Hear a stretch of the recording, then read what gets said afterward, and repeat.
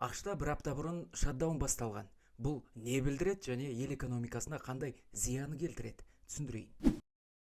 ақш сенаты мемлекеттік шығындарды қаржыландыру туралы келісімге келе алмай, елде шатдаун басталды. Мемлекеттік мекемелердің бір бөлігі жабылып, мыңдаған қызметкер ақысыз демалысқа жіберілді. Бұл кейінгі 7 жылдағы алғашқы шатдаун, ал себеп Трамп әкімшілігі мен Конгресстегі демократтар арасындағы келіспеушілік. Шатдаун дегеніміз ағылшын тілінен тоқтап қалу немесе жабылу дегенді білдіретін сөз. Ал саясатта бұл бюджет үкіметте бекітілмей қалып, оның салдарынан мемлекеттік мекемелердің жұмысын тоқтатуы дегенді білдіреді. Негізі сенат мемлекеттік шығындарды қаржыландыру туралы 2 заң жобасын қабылдауы керек болған. Алайда демократтардың да республикалықтардың да нұсқасы өтпеді. Соның салдарынан елде шатдаун басталды. Яғни кейбір мемлекеттік мекемелер уақытша жұмысын тоқтатты. Шатдаун кезінде ақш-та барлық мемлекеттік мекеме бірдей жабыла қоймайды. Өмірлік маңызды қызметтер, мысалы шекара күзеті мен әуе қозғалысын басқару жұмысын жалғастырады. Ал кейбір мекемелер, мысалы Конгресс кітапханасы уақытша жабылады. Көптеген мемлекеттік қызметкер ақысыз демалысқа жіберіледі. Маңызды қызметкерлер ғана жалақысыз жұмыс істей береді. Бұл азық-түлік көмегі,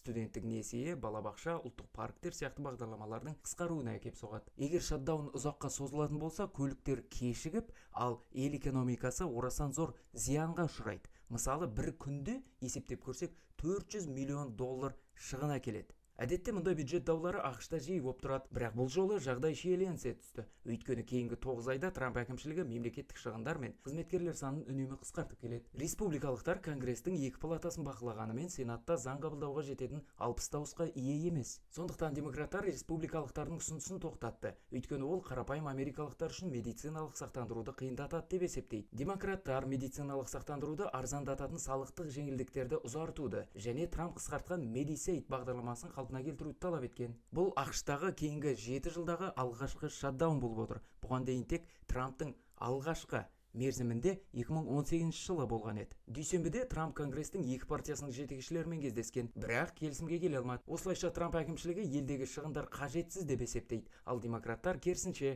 халық олардың медициналық сақтандыруды сақтап қалуға тырысып жатқанын қолдайды деп есептейді. Жалпы кейінгі 50 жылда ақш-та шатдаундар жиі болып келген. Трамптың алғашқы президенттік мерзімінде 3 рет шатдаун болды. Оның бірі ел тарихындағы ең ұзағы 36 күнге созылып 2019 жылдың қаңтарында аяқталған. Ол кезде негізгі дау Мексикамен шекарадағы қабырғаны салуға бөлінетін қаражатқа байланысты шыққан болатын. Ал маңызды өзекті ақпараттарды білдім десеңіз, арнаға жазылып лайк баса кетіңіз.